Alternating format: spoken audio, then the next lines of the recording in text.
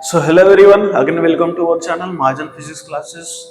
Now we are continuing our playlist and this is the playlist for thermodynamics. Our last video is for isothermal process और अभी हम लोग देखेंगे isobaric process.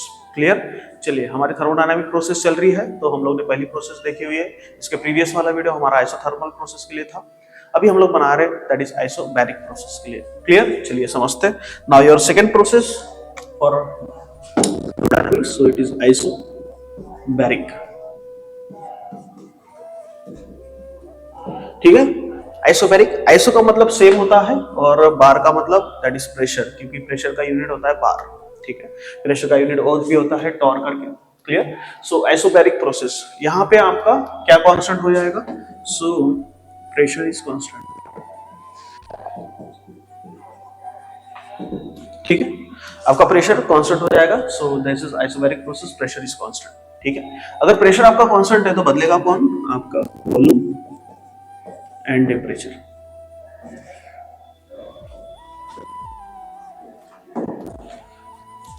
Volume और आपका temperature क्या हो जाएगा यहाँ? Constant, sorry change.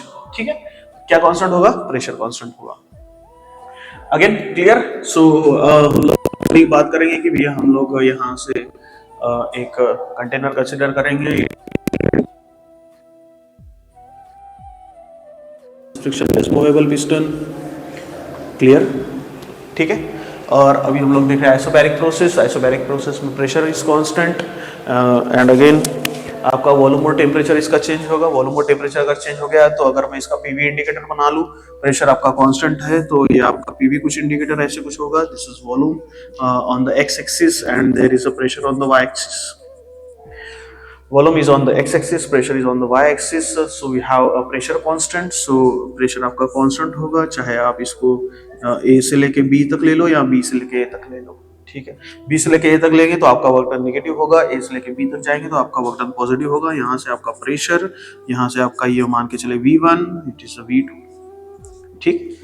क्लियर. तो अगर मैं यहाँ से इक्वेशन बना लूँ तो dW is equal to this is P into dV और dV क्या होता है? Change in volume. So there is a P into this is V2 minus V1. ठीक है. और according to ideal gas equation, so this is PV is equal to nRT, है ना. इसी के हिसाब से अगर मैं इक्वेशन को बदल लूँ तो dW is equal to nR, this is T2 minus T1. ठीक है. Clear. So dW is equal to nR, this is T2 minus T1. Clear. चलिए तो अगेन अब अभी हम लोग अगर देखेंगे according to the first thermodynamics, so dq is equal to this is du plus dw. ठीक है. आपका इक्वेशन क्या होता है? du plus dw. dq is equal to, तो du इज इक्वल टू, अगर यहाँ पे हम लोग ने कांस्टेंट वॉल्यूम के टर्म्स में अगर बात की तो ncv dt होता है. This is the formula for change in the internal energy. ठीक है. Again dw is equal to your this is nr dt ले सकते हैं हम लोग. ठीक है. अगर मैं दोनों इक्वेशन को यहाँ पुट कर दूं so we get the equation. So this is dq is equal to this is ncv dt plus nr dt. ठीक है ना. क्लियर. सो अगेन यहाँ से dq इज इक्वल टू, यहाँ से आप n कॉमन ले लो. This is cv plus r and this is dt. So cv plus r it's cp, है ना, according to Mayer's relation. What is Mayer's relation? Cp minus Cv is equals to R. So this is a Mayer's relation. ये आपका Mayer's relation है. ठीक है. तो Mayer's relation होने के कारण Cv plus R is equals to Cp. So dq is equals to ncp dt. Clear? So this is the equation for dq. Again, we can write here dq is equals to ncp. It's T2 minus T1. ठीक. So this is called as isobaric process. So this is the equation for dq. dq is equals to ncp. It's T2 minus T1. Clear?